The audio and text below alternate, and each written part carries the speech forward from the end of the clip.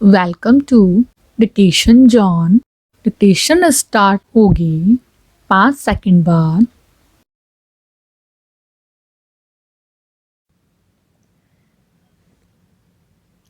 जीवन में सबसे महत्वपूर्ण चीज हमारी आंतरिक ऊर्जा है। ये जबरदस्त ऊर्जा खाने या सोने से नहीं मिलती, ये हमारे भीतर हमेशा मौजूद होती है, लेकिन हम इसे हमेशा महसूस नहीं कर पाते।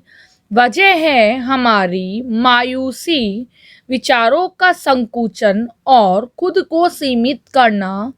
जब आप मन मस्तिष्क को संकुचित कर लेते हैं तो भीतर अंधेरा सा छा जाता है। वहाँ ऊर्जा उस समय भी होती है, लेकिन प्रवाह रुक जाता है। इसलिए जब आप मायूस होते हैं तो ऊर्जाहीन महसूस करते हैं। इस ऊर्जा का उम्र से कोई संबंध नहीं है।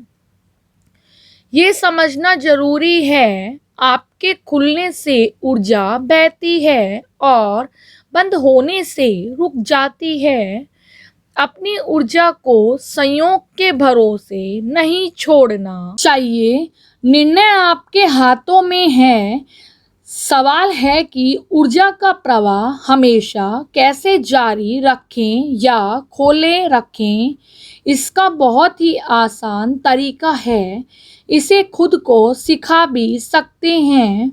बंद रहना एक आदत है और अन्य किसी भी आदत की तरह इसे बदला जा सकता है। बस मायूसी के समय खुद को याद दिलाना है। शुरू में ये थोड़ा अजीब लग सकता है। अगर आप वाकई मुक्त रहना चाहते हैं तो जीवन में प्रेम व उत्साह मिले तो उस पर ध्यान दीजिए। फिर अपने आप से सवाल पूछिए कि यह आपको हमेशा क्यों नहीं मिल सकता, ये आपसे छिन क्यों जाता है। आप जितना अधिक आज़ाद और खुला हुआ महसूस करेंगे, आपके भीतर ऊर्जा का प्रवाह उतना ही ज़्यादा रहेगा।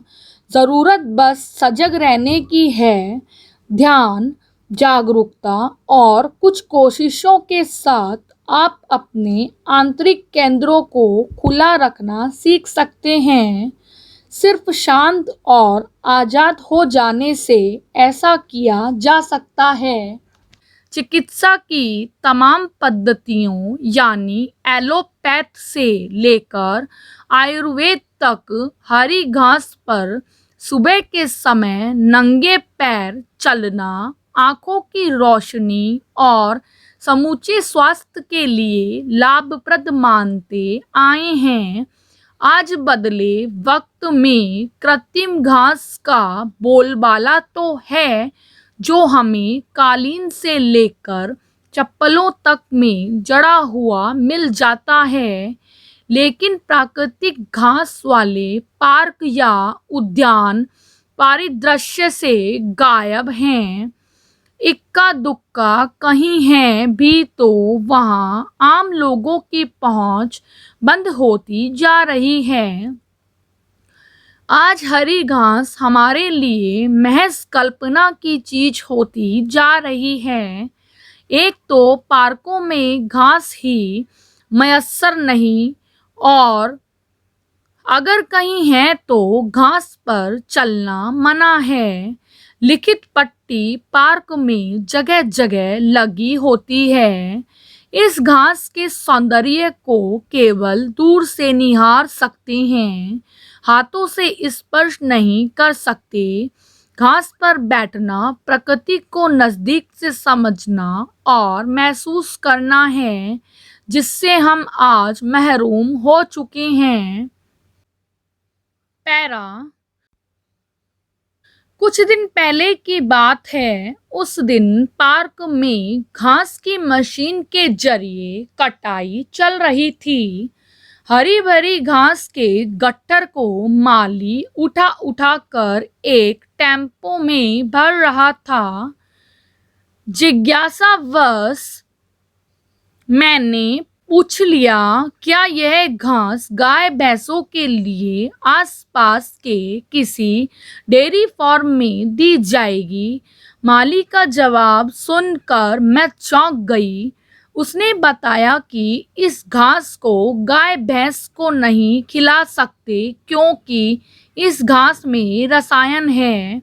ऐसी हरी भरी घास देख मेरे मानस परकोटे पर बचपन में देखी वे महिलाएं प्रतिबिंबित हो उठीं जो सिर पर घास का गट्ठर उठाए खेत से आती थीं। माली की बात से मन विचलित हो गया। इतनी बड़ी मात्रा में घास चारे के रूप में इस्तेमाल न होकर कूड़े के ढेर में जाएगी। घास का रंग अतिरिक्त हरा रहे और वह देखने में सुंदर लगे केवल इसलिए कीटनाशक डालकर घास को कूड़े के ढेर में तब्दील कर दिया जाता है। सुनकर बुरा लगा। यह कृत्रिमता मात्र घास तक सीमित नहीं है। पार्कों में वृक्ष के नाम पर छोटे छोटे झाड़ ही देखने को मिलते हैं जो काट छांट कर बनाई गई कृत्रिम आकृति के कारण भले ही मन को मोह लें, लेकिन उनका यह कृत्रिम रूप उन वृक्षों का मुकाबला नहीं कर सकता जो हमने बचपन में सड़क के किनारे किनारे लगे देखे हैं।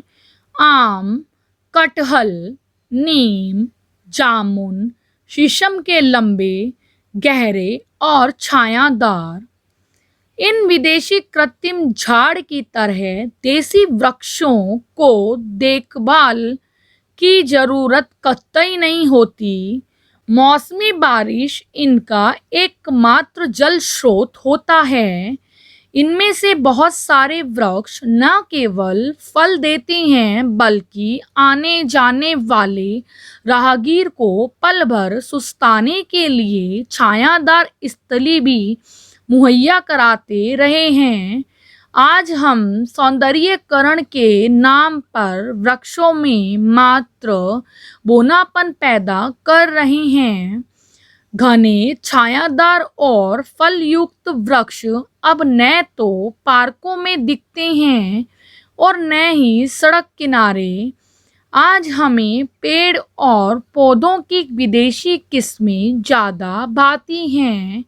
ये किस्म भले ही दिखने में सुंदर हों, लेकिन दैनिक जीवन में किसी काम के नहीं।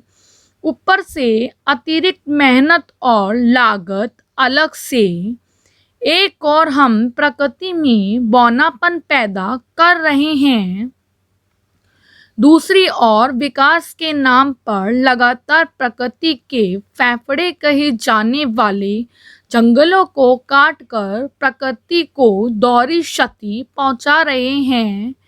हम हजारों वृक्षों को काटकर पौधारोपण का दिखावटी आह्वान करते हैं जो मात्र तस्वीरों में सिमट कर रह जाता है।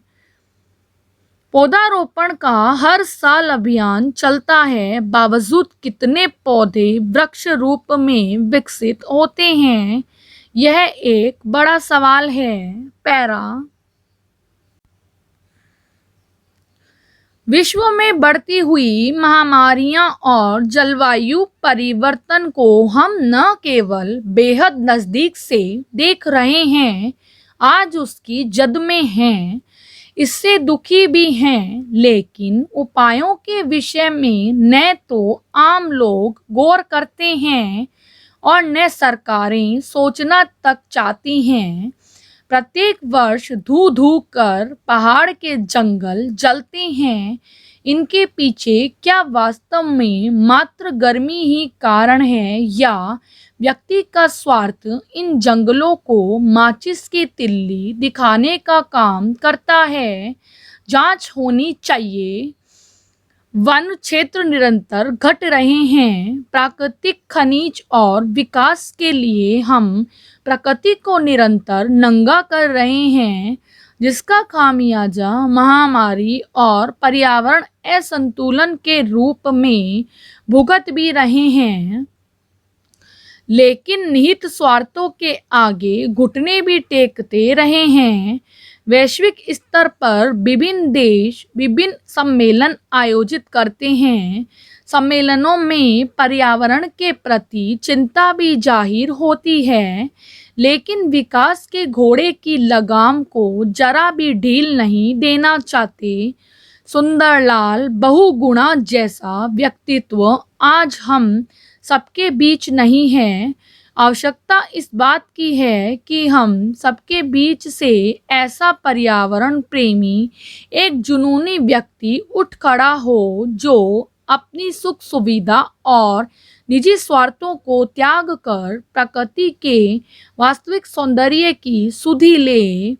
प्रकृति है तो हम हैं, यह मनुष्य को समझना होगा, अन्यथा समय रूपी सांप के निकल जाने पर लकीर पीटने से क्या फायदा। समाप्त।